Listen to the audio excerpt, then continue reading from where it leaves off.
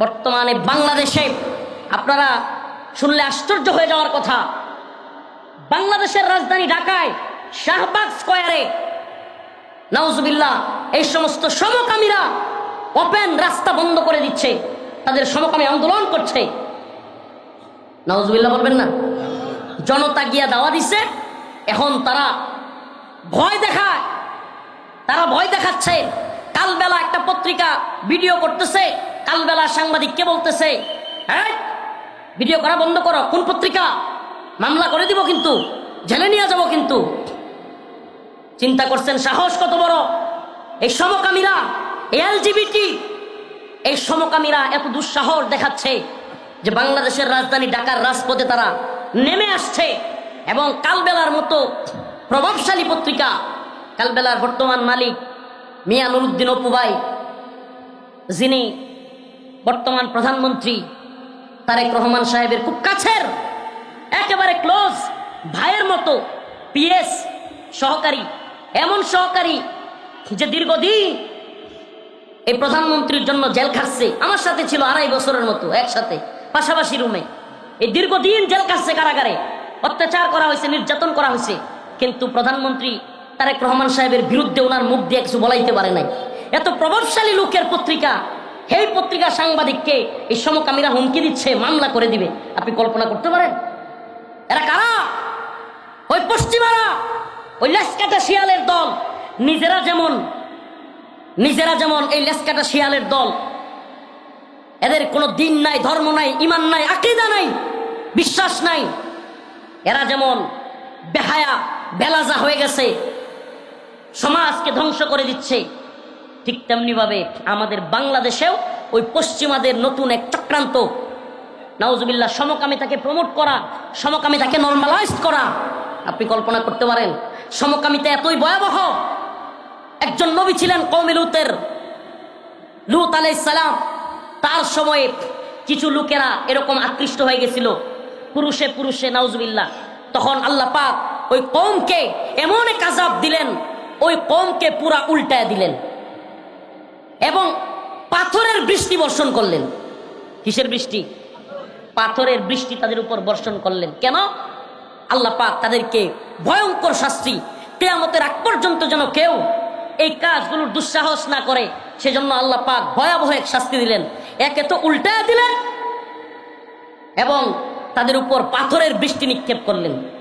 আমাকে বলেন প্রিয় ভাইরা আমার, এই শাহজালাল মুজাররদে ইয়ামিনীর ভূমিতেও পাথরের বৃষ্টি হোক আমরা চাই? আল্লাহর পক্ষ থেকে এরকম ভয়ঙ্কর শাস্তি হোক আমরা চাই? সমকামী অধিকারের নামে, এলজিবিটির নামে নারীতে নারীতে, পুরুষে পুরুষে বিয়ে, নাউজুবিল্লাহ, এই ভয়ঙ্কর ষড়যন্ত্র বাংলাদেশে চলছে। এই রাজশাহীর পুঠিয়া এলাকায় এই কথাগুলো কেন বলছি এজন্য যে ইউটিউবারদের মাধ্যমে এই কথাগুলো অনেকের কাছে যাবে। আমরা একবারে সাবধান করে দিতে চাই। আমরা নরম, আমরা দরদের কথা বলি, আমরা ভালোবাসার কথা বলি, সমাজের মধ্যে মানবতার কথা বলি, কল্যাণের কথা বলি, মানুষে মানুষে মিলেমিশে থাকবার কথা বলি, কিন্তু সাবধান, কিছু কিছু বিষয়ে আমরা কিন্তু নরম থাকব না। যদি বাংলাদেশে সমকামিতাকে বৈধতা দেওয়ার কোনো নীল নকশা হয়, বিগত ডক্টর মোহাম্মদ ইউনূসের সরকারের আমলে এই সমকামিতাকে সাপোর্ট করা একজন লোককে খুব প্রমোট করা হইতো। ডক্টর মোহাম্মদ ইউনূস খুব কাছাকাছি তাকে রাখত। এই লোকটার নাম হলো জুনায়েদ সাকি। বর্তমান সরকারও দেখলাম তাকে খুব কাছে রাখতেছে। এই লোকটাকে মন্ত্রী করা হয়েছে। আমরা বলতে চাই, দেখুন, আমরা আপনাদের সাথে কোনো ঝামেলা হোক, ইসলামপন্থীদের সাথে সরকারের কোনো সমস্যা তৈরি হোক, এটা আমরা চাই না। আপনারা আমাদের সাথে কারাগারে ছিলেন, অনেক নির্যাতন নিপীড়নের সাক্ষী আপনারা আমাদের সাথে। অতএব আমরা কখনোই চাই না সরকারের সাথে উলামায়ে কেরামের কোনো ঝামেলা হোক। কিন্তু আপনাদেরকে সতর্ক করে দেই, যদি বাংলাদেশে কোনো পশ্চিমা এজেন্ডা বাস্তবায়নের নীল নকশা করা হয়, এই জুনায়েদ সাকিরা কিংবা বামপন্থীরা যদি এই সমকামিতার বিয়ের নামে ছেলে ছেলে, মেয়ে মেয়ে, ট্রান্সজেন্ডার কিংবা আরো যে সমস্ত ফাহেসা অশ্লীলতা আছে, এগুলো যদি বাংলাদেশে মুসলিমদের শাহজালাল মুজাররদে আমিনীর এই ভূমিতে দুঃসাহস করা হয়, আমরা কিন্তু তার বিরুদ্ধে দাঁত ভাঙা জবাব দেব। মব মব বইলা চিল্লাইয়া তখন কিন্তু রেহাই পাবেন না। সবাইরে মব মব বইলা চিল্লাইয়া থামায় রাখতে পারবেন না। এজন্য বলি, সমকামীদেরকে দ্রুত শাস্তির আওতায় আনুন, সমকামীদেরকে শাস্তির আওতায় আনুন। এরা কিভাবে ওপেন মামলার ভয় দেখায়, ওপেন রাস্তায় কিভাবে আন্দোলন করতে পারে, এদেরকে থামান। বাংলাদেশের আলেম ওলামাদেরকে, এদেশের তাওহীদবাদী প্রজন্মকে কোনোভাবেই আমরা চাই না রাস্তায় নামে একটা বিশৃঙ্খল পরিস্থিতি তৈরি হোক, এটা আমরা কোনোভাবেই আশা করি না। কিন্তু আমরা এটাও আশা করি না যে আমাদের এই বাংলাদেশে, এই মসজিদ মাদ্রাসার ওলিয়া উলিয়ার বাংলাদেশে, পীর মাশায়েখের বাংলাদেশে, মুসলমানদের এই দেশে সমকামীর প্রমোটকারীরা, নাউজুবিল্লাহ, আপনি চিন্তা করতে পারেন, নাউজুবিল্লাহ, মানে ছেলেতে ছেলেতে মেয়েতে মেয়েতে নাম দিছে এলজিবিটি, সমকামী, তারা অধিকার চায় তাদের, নাউজুবিল্লাহ। আমি তো বলি এদের অধিকার একটা আছে, সবগুলো শয়তানরে একটা দ্বীপের মধ্যে ছাইরা দেন।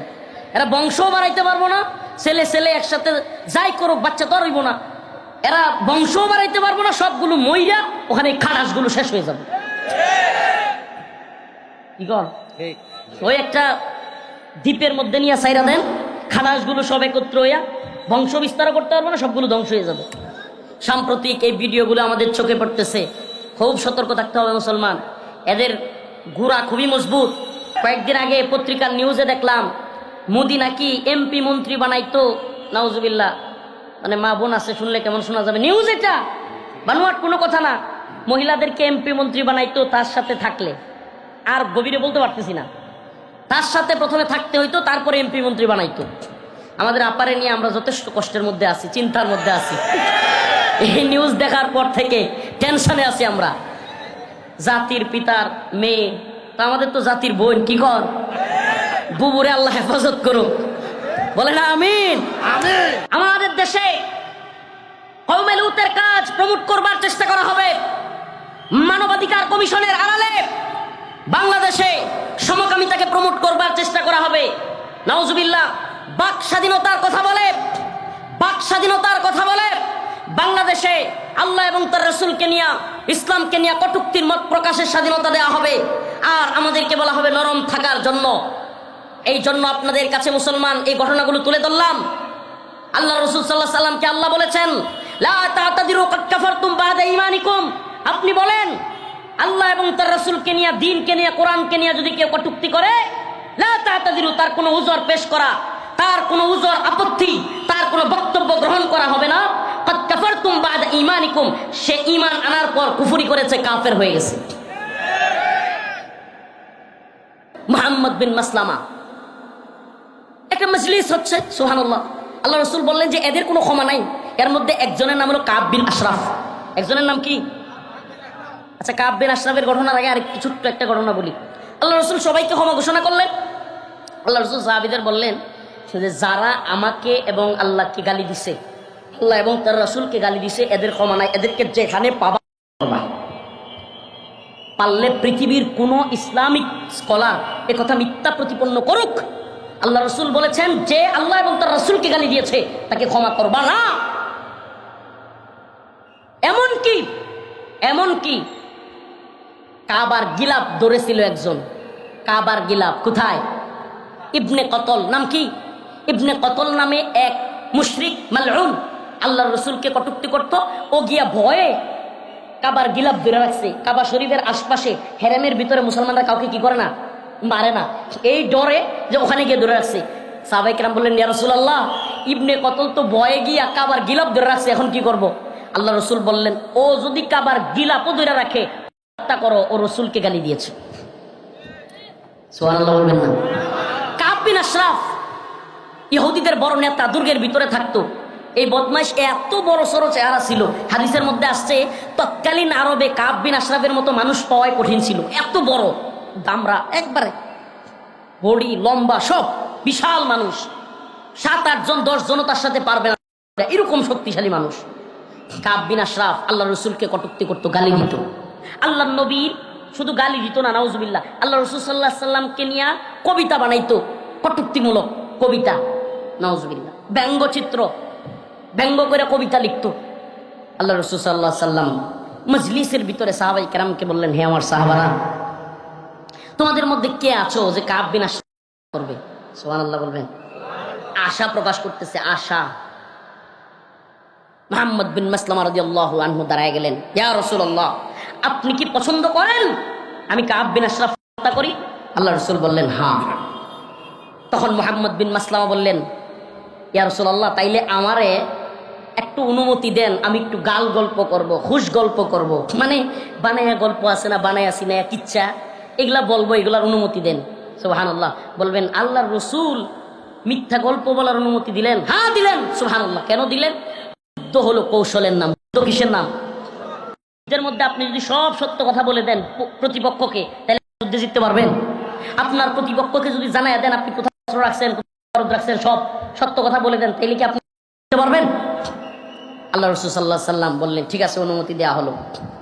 কাব বিন আশরাফের কাছে মুহাম্মদ বিন মাসলামা রাদিয়াল্লাহু আনহু তার সাথে আরো দুই তিনজনকে নিয়ে গেলেন। একজনের নাম সম্ভবত আবু নাইলা রাদিয়াল্লাহু আনহু। ওনারা গেলেন, গিয়া কাব বিন আশরাফকে বললেন, কাব, আর বলিও না, মুহাম্মদরে নিয়ে খুব পেরার মধ্যে আছি, ঝামেলার মধ্যে আছি। কয় কি হইছে? কয় আর বলিও না, যাকাত দিতে দিতে মুহাম্মদরে আমরা শেষ হয়ে যাচ্ছি। নাউজুবিল্লাহ। মানে ওই যে আল্লাহ রাসূল বলছিল যে অনুমতি নিয়ে আসছে, বলতেছে যে মুহাম্মদরে যাকাত দিতে দিতে একটা, মানে আমরা তো গরিব হয়ে যাচ্ছি। কাব খুশি হয়ে গেল। কাব বলতেছে, কি আগেই বলছিলাম না মুহাম্মদের সাথে থাইকো না, এখন দেখছো?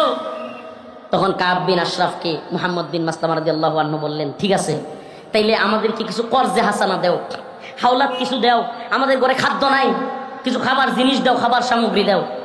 ওই সময়ে বন্ধকের রীতি ছিল, আপনি কারো কাছ থেকে হাওলাত নিলে ওই সময় বন্ধক রাখতো, কোনো জিনিস বন্ধক রাখা লাগতো। হাদিসের কথা বলছি, কোনো নিজস্ব কিচ্ছা কাহিনী নয়। কাব বিন আশরাফ বলল, তাইলে তুমি তোমার বউকে বন্ধক দেও। নাউজুবিল্লাহ। খাবার নিতে পারবা কিন্তু তোমার বউরে বন্ধক দেও। কাব বিন আশরাফ তো আগেই বললাম বিশাল বড় দেহের মানুষ ছিল। মুহাম্মদ বিন মাসলামা রাদিয়াল্লাহু আনহু বললেন, এই মিয়া, তুমি যে লম্বা মানুষ, তোমার যে শরীর, তোমার কাছে বউ বন্ধক দেওয়া যাবে না, অন্য কিছু বলো। কয় তোমার বাচ্চাদেরকে বন্ধক দাও।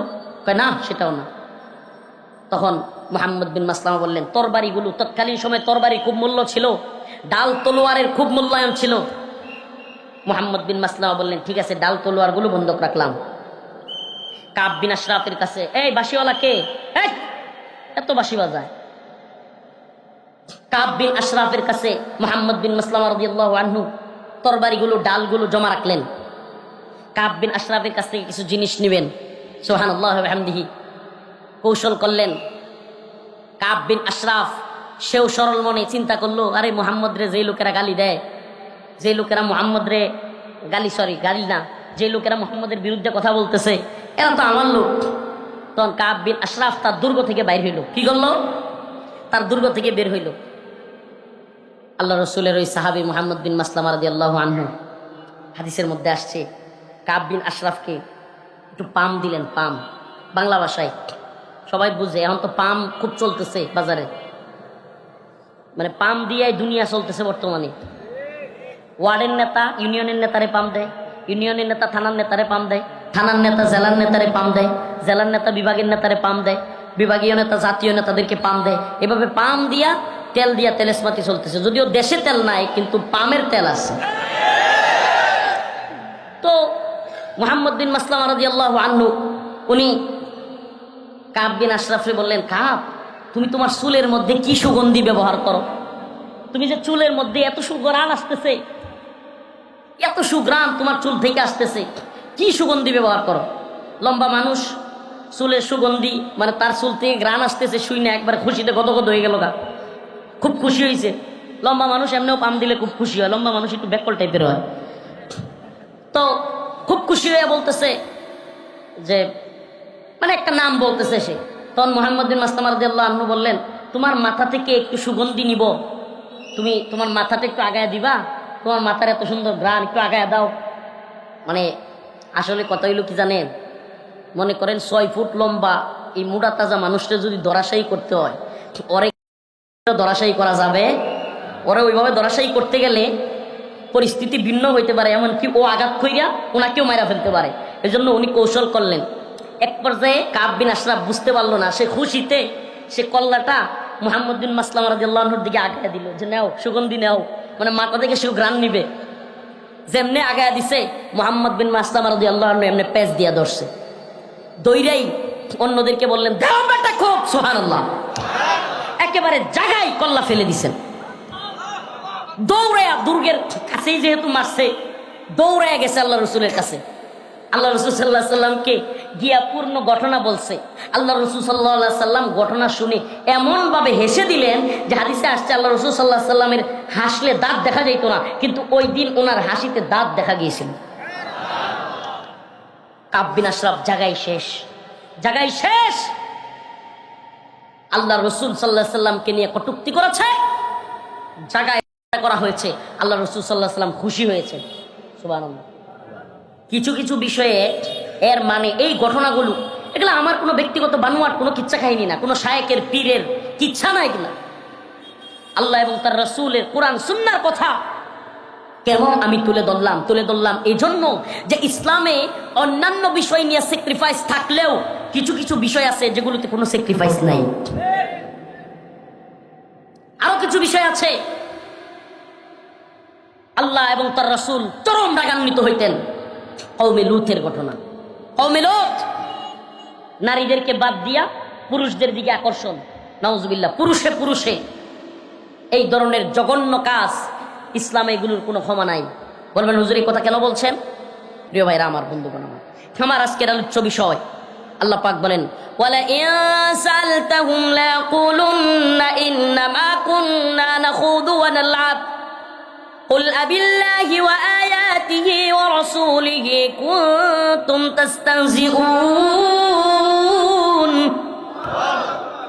লা তা'তাযিরু ক্বাদ কাফারতুম বা'দা ঈমানিকুম। আল্লাহ রাব্বুল আলামিন বলেন, যদি তাদেরকে প্রশ্ন করা হয়, জিজ্ঞাসা করা হয়, লা ইয়াকুলুন্না ইন্নামা কুন্না নাখুদু ওয়া নালআব, তারা বলবে খেলার চলে দুষ্টামি কইরা আমরা এগুলো করছি। আল্লাহর রাসূলকে আল্লাহ বলেন, আপনি তাদেরকে বলেন, কুল আবিল্লাহি ওয়া আয়াতিহি ওয়া রাসূলিহি কুনতুম তাস্তাহজিউন। আপনি তাদেরকে প্রশ্ন করেন, আল্লাহ এবং তার রাসূলকে নিয়ে, তার আয়াতকে নিয়ে মজা করছিলে। লা তা'তাযিরু ক্বাদ কাফারতুম বা'দা ঈমানিকুম, তাহলে জেনে রাখো আল্লাহ এবং তার রাসূলকে নিয়ে যে মজা করে, তামাশা করে, ঈমান আনার পরে সে কুফরি করে ফেলছে, কাফের হয়ে গেছে। তাইলে বোঝা গেল আল্লাহ তার রাসূল কোরআনকে নিয়ে মজাও করা যাবে, তাচ্ছিল্য করা যাবে। যত বিধান হোক, আমার পছন্দ হোক বা না হোক, আমার পছন্দ হোক বা না হোক, আল্লাহর বিধান যদি হয়ে থাকে মাইনা নিতে হবে। কি করতে হবে? সামি'না ওয়া আতা'না। আল্লাহ পাক কোরআনে বলছেন যে মুসলমানদের হালত কি? ক্বালু সামি'না ওয়া আতা'না।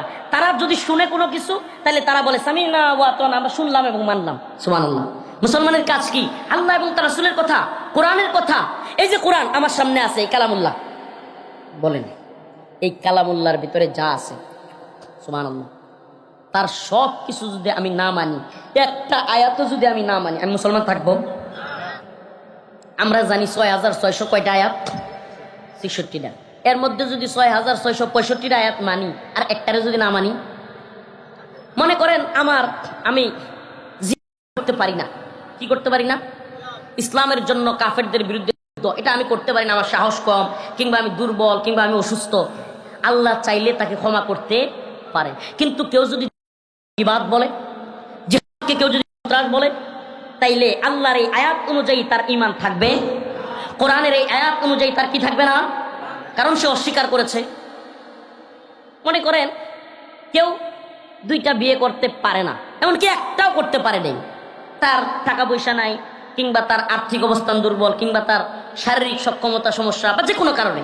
কিন্তু যদি কেউ একাধিক বিয়েকে ঘৃণা করে, এই বলেন মেয়ে হোক ছেলে হোক, যদি একাধিক বিয়েকে কেউ ঘৃণা করে, যে একাধিক বিয়ে করে তাকে যদি লুচ্ছা বলে, নাউজুবিল্লাহ, আল্লাহর এই আয়াত অনুযায়ী তার ঈমান থাকবে না। কারণ আল্লাহ বলছে ফানকিহু মা তাবা লাকুম মিনান নিসা মাসনা ওয়া সুলাসা ওয়া রুবা, তোমরা মহিলাদের থেকে মেয়েদের থেকে পছন্দ অনুযায়ী 2টা 3টা 4টা পর্যন্ত বিয়ে করো। তবে যদি ভয় পাও যে সমবন্টন করতে পারবা না, অধিকার আদায় করতে পারবা না, তাইলে 1টা পর্যন্তই থাকো। কিন্তু যদি সম অধিকার বন্টন ইনসাফ তার প্রতিষ্ঠা করতে পারো, তাইলে 2টা 3টা 4টা পর্যন্ত করা। এটা আল্লাহ কোরআনের বিধান। এখন যদি কেউ এটাকে ঘৃণা করে, তার কি থাকবে না? বলেন কি থাকবে না? কারণ এটা কোরআনের আয়াত। আমি এক দারোগারে পাইছিলাম রিমান্ডে থাকা অবস্থায়, পল্টন থানায়। কোন থানায়? পল্টন।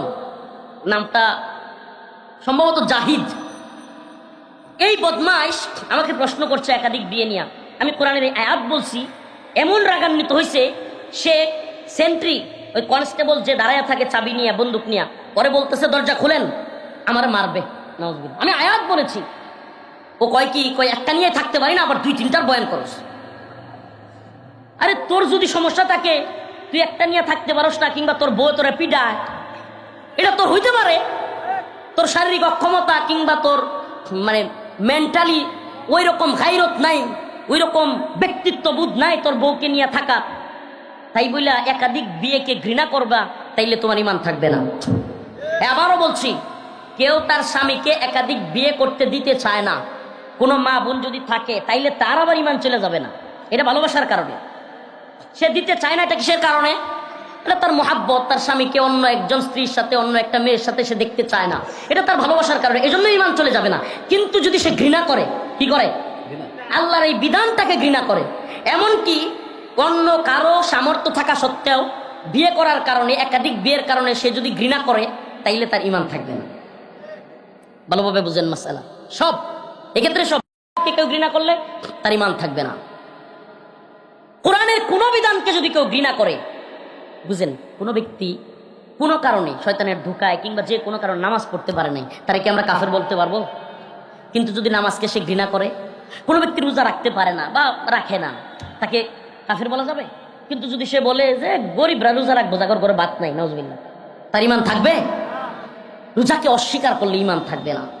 বিধানকে অস্বীকার করলে ঈমান থাকে। বিধান মানতে না পারলে, পালন করতে না পারলে, আল্লাহর কাছে মাপ চাইলে আল্লাহ মাফ করতে পারেন।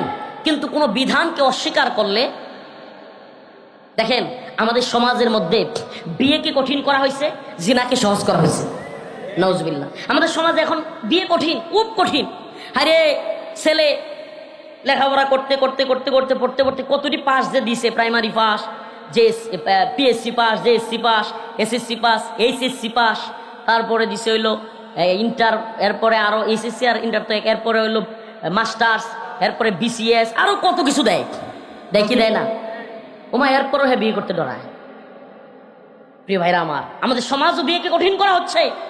এমন কঠিন করা হয়েছে, আগে নিজের পায়ে দাঁড়া, সামনের পায়ে দাঁড়ায় আছে। এখন বলা হয় নিজের পায়ে দাঁড়া, ইনকাম কর, অনেক টাকা পয়সা। যেই বাবার অনেক সম্পদ আছে, চাইলে তার সন্তানকে বিয়ে করাইতে পারে, তবুও বিয়ে করায় না।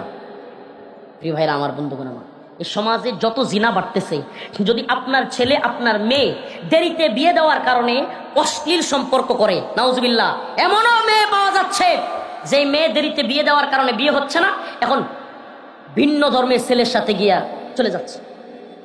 এই কয়েকদিন আগে সিলেটের একটা ঘটনা ঘটছে, নাউজুবিল্লাহ। তো এটার দায়ভার অবশ্যই ওই বাবা মারও আছে, যারা সময় মতো তার মেয়েকে বিয়ে দেয় নাই, সময় মতো ছেলেকে বিয়ে করায় নাই, অশ্লীলতা বেহায়াপনার সুযোগ করে দিয়েছে।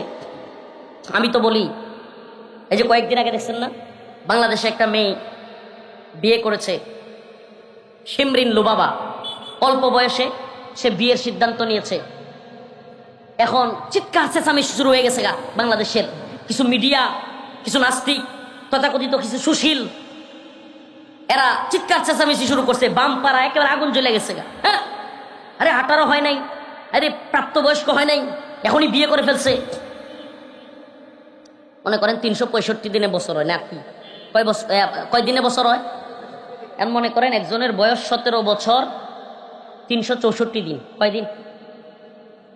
17 বছর 364 দিনে প্রাপ্তবয়স্ক হইল না, একদিন যাওয়ার পরে হুট করে সে প্রাপ্তবয়স্ক হয়ে যায়। কি হাস্যকর কথা, কি হাস্যকর কথা। এদেরকে বলি হাস্যকর নিয়ম কানুন, আইন কানুন দিয়া এই বাল্য বিয়ের নামে বিয়েকে কঠিন কইরা এদেশে জিনাকে সহজ করা হচ্ছে। বাংলাদেশের 2 জন প্রধানমন্ত্রী, প্রধানমন্ত্রীর মা শেখ হাসিনার আম্মা, শেখ মুজিবের স্ত্রী শেখ ফজিলাতুন্নেসা, শেখ মুজিবের সাথে বিয়ে হয়েছে কয় বছরে জানেন? মাশাআল্লাহ 9 বছর। কয় বছর? 9 বছর মাত্র। গুগল আছে, এখন তো ইন্টারনেট আছে, চ্যাট জিপিটি আছে, সহজ তথ্যগুলো চাইলেই যাচাই করা যায়। এখন কি কয় যে যারা কম বয়সে বিয়ে দেয় ওদের বাচ্চা কাচ্চা হইলে পরে মেধাবী কম হয়, জ্ঞান শূন্য হয়, এই সে হয়, পুষ্টির অভাব থাকে। তাহলে শেখ মুজিবের মাইয়া হাসিনার কি পুষ্টির অভাব আছে না মেধার অভাব আছে? হ্যাঁ, প্রধানমন্ত্রী দিয়ে হয়েছে, 17 বছর দেশ ভেজে গেছে। বিগত প্রাইম মিনিস্টার ভারতের বিরুদ্ধে বলিষ্ঠ যিনি ভূমিকা রেখেছিলেন, কখনোই যে মহিলা আপোষ করেন নাই, এই বর্তমান প্রধানমন্ত্রীর আম্মা, সাবেক 3 বারের প্রধানমন্ত্রী, ওনার বিয়ে হয়েছিল রাষ্ট্রপতি জিয়াউর রহমান সাহেবের সাথে কয় বছরে জানেন? বেগম জিয়ার বয়স হয়েছে 14 বছরে। কয় বছর বলেন? কয় বছর? 14, 15 বছর চলে রানিং, ওই অবস্থায় বিয়ে হয়েছে। আমাকে বলেন, তাইলে তো আমরা দেখি যারা কম বয়সে বিয়ে হয় এরা প্রধানমন্ত্রী হয়। কম বয়সে যেই মাইয়ারা বিয়ে হয় কিংবা যেই মেয়েদের ঘর থেকে কম বয়সে বাচ্চা হয় ওরা দিয়ে প্রধানমন্ত্রী হয়।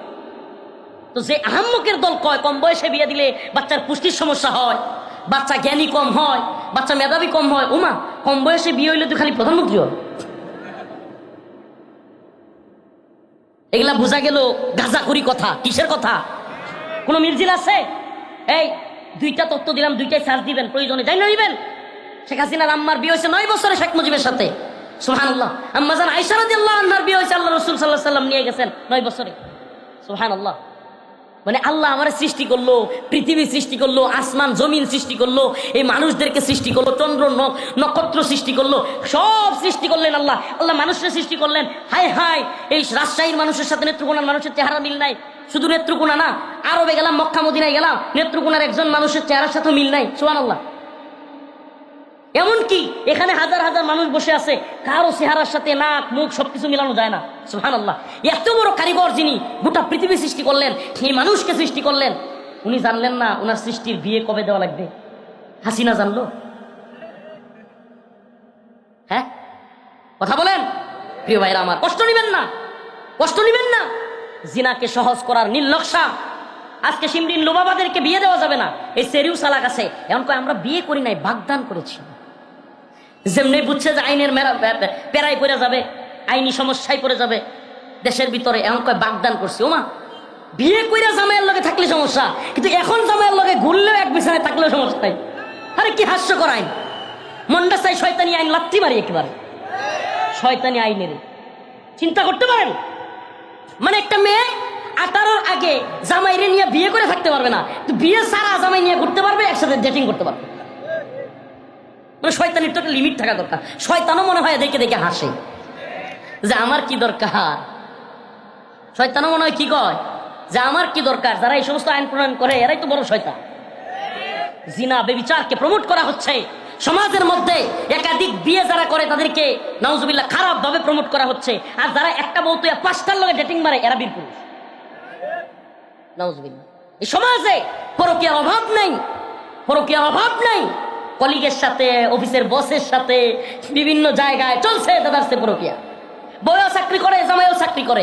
জামাইয়ে বউরে সময় দেওয়ার সময় নাই, বউ জামাইরে সময় দেওয়ার সময় নাই। এখন কারে সময় দেয়? অফিসে যার সাথে থাকে। নাউজুবিল্লাহ, নাউজুবিল্লাহ। কথাগুলো কেউ মানে কষ্ট নিয়েন না। কেন এমনটা করা হচ্ছে? আমি বলি আমাদের মা বোনদেরকে, কষ্ট নিবেন না। হুজুরের আলোচনায় একাধিক বিয়ের আলোচনা করলে আমার মা বোনেরা কষ্ট পায়। কষ্ট নিবেন না। দেখেন, আপনার উপর যদি ইনসাফ করতে না পারে, আপনার সাথে যদি আদল ইনসাফ কায়েম করতে না পারে, আপনার যথাযথ হক আদায় না করতে পারে, তাইলে আমরা বিয়ের কথা বলছি না। কিন্তু যদি আপনার স্বামী আপনার সাথে শারীরিক, অর্থনৈতিক সকল হক আদায় করতে পারে, আমি তো বলি আপনার স্বামীর যৌবনের হেফাজতের জন্য আপনি নিজ ইচ্ছায় বিয়ে করে দেন, নিজের থেকে বিয়ে করে দেন। সুবহানাল্লাহ। শেখ মুস্তাকুন নবী কাসেমি হুজুর একটা বয়ান শুনতেছিলাম যে 1 বিয়ে করে পুরুষ, 2 বিয়ে করে বীর পুরুষ, 3 বিয়ে করে মহাপুরুষ। সুবহানাল্লাহ। তো এটা কি? এই আপনারা কি জানেন খুদ বাংলাদেশে, কোন দেশে বাংলাদেশে প্রাপ্ত বয়স্ক ছেলের চাইতে প্রাপ্ত বয়স্ক মেয়ে লক্ষ লক্ষ বেশি। এটা আমার বানোয়াট কথা না রে ভাই।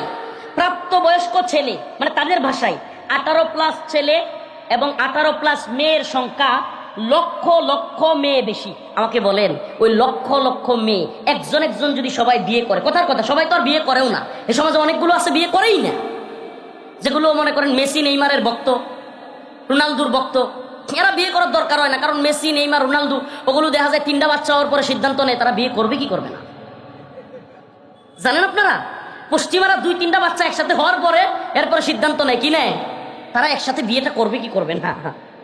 তো ওদের দলের লোক যারা, এরাও বাংলাদেশে অনেক আছে বিয়ে করে না, নাউজুবিল্লাহ। প্রিয় ভাইরা আমার, বন্ধুগণ আমার, তাইলে আমাকে বলেন যদি একটা একটা বিয়েও সবাই করে তাইলেও তো লক্ষ লক্ষ মেয়ে কি থাকবে, বিয়ের বাকি থাকবে। এই জন্য তো যৌতুক লাগে, নাউজুবিল্লাহ। আমরা আমাদের মা বোনদের মূল্য কমিয়ে দিচ্ছি। ইসলাম বলছে তুমি তোমার ওয়াইফকে মহারানা দিবা, তুমি তোমার ওয়াইফকে সম্মানের সাথে টাকা দিয়া মোহর কিনা গহনা কিনা বাড়িতে নিয়ে আসবা। আর এখন আমাদের সমাজে কি বন্ডামি চালু হয়েছে, মেয়েকে বিয়ে দিলে লক্ষ লক্ষ টাকা লাগে, গাড়ি লাগে। উমা, অনেক এলাকায় তো গাড়ি ছাড়া বিয়েই হয় না। আর জামাইয়ের বাপগুলো আশায় থাকে আমার ছেলের একটা হুন্ডা পাই কি আছে, নাউজুবিল্লাহ। প্রিয় ভাইরা আমার, বন্ধুগণ আমার, এই সমাজ এই কালচার কেন তৈরি হয়েছে?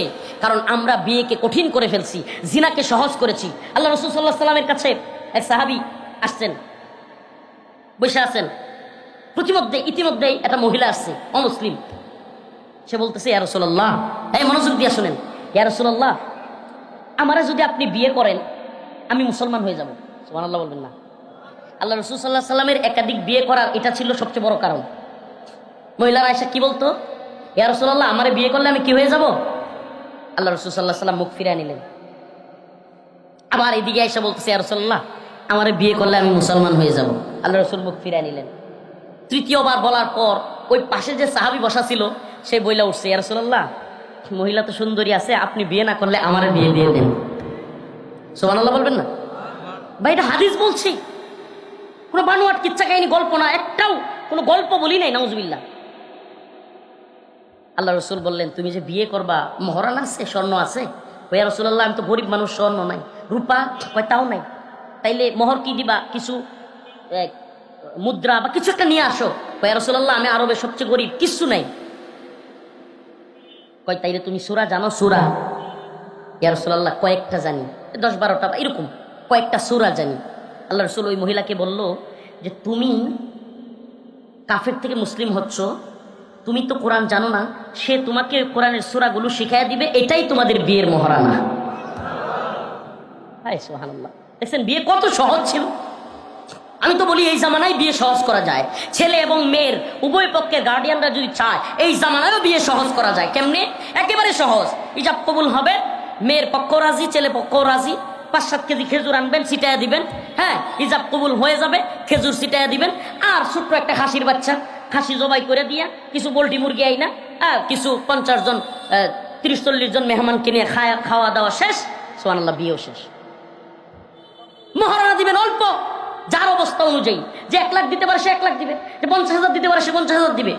ওই স্বামীর যে বিয়ে করছে তার অর্থনৈতিক অবস্থার উপর মোহর নির্ধারণ করতে হবে। কত সহজ না? অথচ আমরা কঠিন বানাইছি। 10 লক্ষ মোহর, 15 লক্ষ মোহর, পরে যাইতেই থাকে সময়। এই 1.5 লাখ টাকার জিনিস নিয়ে কয় 3 লাখ টাকা উসল, 3 লাখ টাকার জিনিস নিয়ে আসছি, গহনা নিয়ে আসছি, মিথ্যা কয়, এর মধ্যে 3 লাখ টাকা একটু কাইটা দেন। তারপরে বউরে কয় মাফ করে দিও, আর দিতাম না। চলছে। কি দরকার ভাই এই মিথ্যা? কি দরকার এই অশ্লীলতার, এই অযথাই মিথ্যা বলার দরকার আছে? অল্প টাকা মোহর দেন, আপনার স্ত্রীর পূর্ণাঙ্গ মোহর আদায় করেন, আল্লাহ খুশি হবে। কি হবে? আল্লাহ খুশি হবে, আপনাদের সংসারে শান্তি আসবে। প্রিয় ভাইরা আমার, বন্ধুগণ আমার, যে কথাগুলো বললাম কিছু বিচ্ছিন্ন কথাও চলে আসছে, যদিও এগুলো বলার ইচ্ছা ছিল না। কিন্তু ওই যে একটা মেয়ে বিয়ে করছে, শিমরিন লুবাবা, কি নাম? অল্প বয়সে বিয়ে করছে, নাস্তিক পাড়ায়, বাম পাড়ায়, সুশীল পাড়ায় আগুন জ্বলে গেছে। এখন এই মেয়ে চিন্তা করছে যে আইনিভাবে তো 18 নিচে মেয়েদের বিয়ের নিয়ম নাই, এখন আমার তো ফাঁসাইয়া দিবে, ঝামেলায় পড়ে যাব। কারণ এই মেয়ে বলে আমরা বাগদান সেরেছি, প্রাপ্তবয়স্ক হলেই বিয়ে করবো, এর আগ পর্যন্ত একসাথে থাকবো। প্রিয় ভাইয়ের আমার, বন্ধুগণ আমার, এই যে অশ্লীলতা, এই যে বেহায়াপনা, এই যে নোংরা পরিবেশ, এতে করে আল্লাহর বরকত আমাদের দেশে আসবে নাকি আল্লাহর বরকত উল্টা আল্লাহর শাস্তি আসবে? প্রিয় ভাইরা আমার, বন্ধুগণ আমার, এই জন্য এই জায়গাগুলোতে, ইসলামের এই জায়গাগুলোতে আমাদেরকে একটু কঠোর হতে হবে, আমাদেরকে শক্ত হতে হবে। আমি তো বলি আপনাদের সন্তানদেরকে অল্প বয়সে বিয়ে করান। আল্লাহ আমার একটা ছেলে দিছে, ইনশাআল্লাহ নিয়ত আছে বালেগ হওয়ার সাথে সাথে বিয়ে করাই দিন, একবার অল্প বয়সে। যদি মামলা দেয় হুজুর ওপেন করতেছেন, মামলা হইলে হয়ে যাবো গা, বাপ্পুত মিলে জেলে জমগা, তুই বিয়ে করে স্যার। এইভাবে নিয়ত করেন, আপনার ছেলেও পড়বে, আপনার বৌমাও পড়াশোনা করবে, সমস্যা আছে কোনো? ওরা দুইজন পড়াশোনা করবে, সমস্যা নাই, খরচ চালাবেন। আল্লাহ তাআলা আপনাকে, ওই যে জিনা করলো না আপনার সন্তান, এই জন্য আপনাকে জান্নাত দিবেন। আর যদি আপনার ছেলে অন্য মেয়ের সাথে ফিল্ডিং মারে, বেহায়াপনা অশ্লীলতা করে, জাইনাও না জানার বান্ধবীরা থাকেন, কিছুদিন পরে হঠাৎ শুনেন ছেলে মেয়ে নিয়ে পালাইছে, আমার কপালটা শেষ করছে, ও তো লেখাপড়া করাইলাম টাকা পয়সা দিয়ে। এখন কান্দেন কে? এখন কান্দেন কে? আপনার কান্না মানায় না, আপনার উচিত ছিল বিয়ে দেওয়া। প্রিয় ভাইয়েরা আমার, বন্ধুগণ আমার, প্রিয় বাবারা আমার, চাচারা আমার, মারা আমার, চাচিরা আমার, কষ্ট নিবেন না কথাগুলোতে। আল্লাহ তাআলা আমাদের সবাইকে ইসলামকে, দ্বীনকে বুঝার তৌফিক দান করুন। আরো জোরে বলেন আমিন। তাইলে যে কয়টা বিষয় নিয়ে কথা বললাম, আল্লাহ এবং তার রাসূলকে নিয়ে যদি কেউ কটূক্তি করে তাকে কোনো ছাড় দেওয়া হবে না। সমকামিতা করে, নারীতে নারীতে, পুরুষে পুরুষে যদি কেউ নাউজুবিল্লাহ অবৈধ সম্পর্ক করবার চেষ্টা করে, এই দেশে, এই সমাজে আমরা তাদেরকে কোনো ছাড় দিব। অল্প বয়সে আমাদের মেয়েদেরকে, ছেলেদেরকে দ্রুত, অল্প বয়স মানে কি বালেগ হওয়ার আগে বিয়ে দিতে বলছি না, বালেগা হওয়ার পরে যখন কোনো ছেলে তার যৌন শক্তি আল্লাহ দিয়ে দেন, তার মানে সে পিতা হওয়ার যোগ্যতা আল্লাহ তাকে দিয়ে দিয়েছেন। যখন কোনো মেয়ের জরায়ুর মধ্যে সন্তান নেওয়ার মতো ক্ষমতা দিয়ে দেন, তার মানে আল্লাহ তাকে বিয়ের যোগ্যতা দিয়ে দিয়েছেন। সুবহানাল্লাহ। আল্লাহ পাক আমাদের সবাইকে বুঝার এবং আমল করার তৌফিক দান করুক।